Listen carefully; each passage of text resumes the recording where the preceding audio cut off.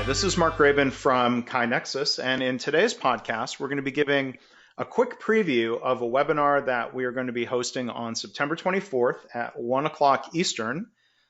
The title of that webinar is Putting Strategy Back in Strategy Deployment, and today we are joined by Jeff Hunter, who is going to be the presenter for that session. Jeff, how are you today? Good, Mark. Thanks for having me. So you're going to elaborate on these topics in the webinar, of course, but I want to give a quick preview, and maybe if you could start off by, in your own words, introducing yourself to the audience. Well, I spent nearly 25 years as a senior vice president at ThedaCare and had responsibility for a number of staff functions, including strategy formulation and deployment and a number of other things. And as we were implementing lean thinking, I kind of learned the hard way that we were overburdening the organization. And then when I retired from ThedaCare and started working with a number of other organizations through catalysis, what I continued to see was overburdening of the organizations, lack of differentiation, and just not learning quickly compared to our competitors. And so that's what got me really exploring this topic of how do we put real strategy back in strategy deployment. Yeah, and I imagine a lot of our listeners are familiar with strategy deployment, or at least I hope they are. I hope their organizations are practicing that in some form. But before talking a little bit more about strategy and differentiation, what's your elevator pitch if, let's say, a healthcare executive said, Jeff, I don't really know what strategy deployment is. What is it? Why should that matter to our organization? Well, this idea of overburdening organizations comes from the lack of making choices. Everyone's strategic plans seem to look alike, and when everyone is pursuing the same intentions with no differentiation, you wind up producing this commodity market. And when you don't align all of that work inside the organization, people get confused. They don't learn quickly, and so inertia starts to form.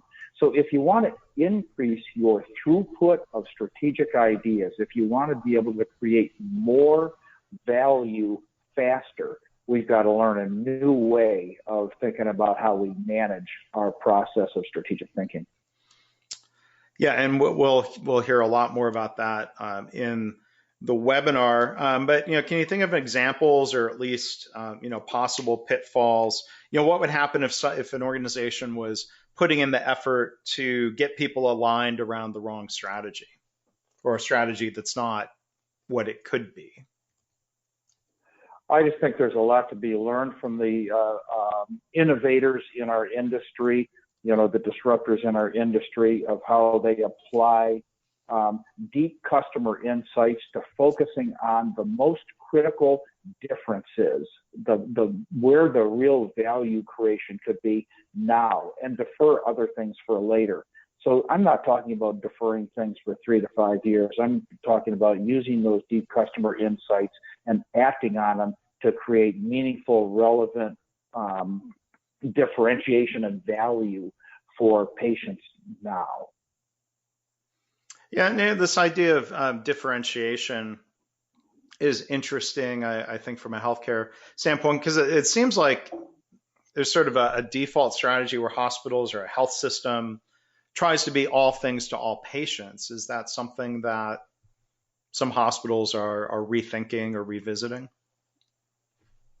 It's very difficult for them to do it because there's so many stakeholders involved in setting expectations for hospitals.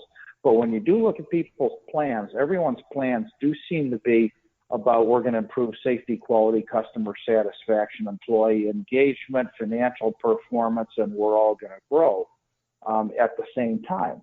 And so when you go looking for what's going to make us unique, what's going to make us different from our competitors, it can be really difficult to find. And when you're not executing on creating something that is meaningful or unique, that's when we open ourselves up to, again, these disruptors in the industry. Yeah.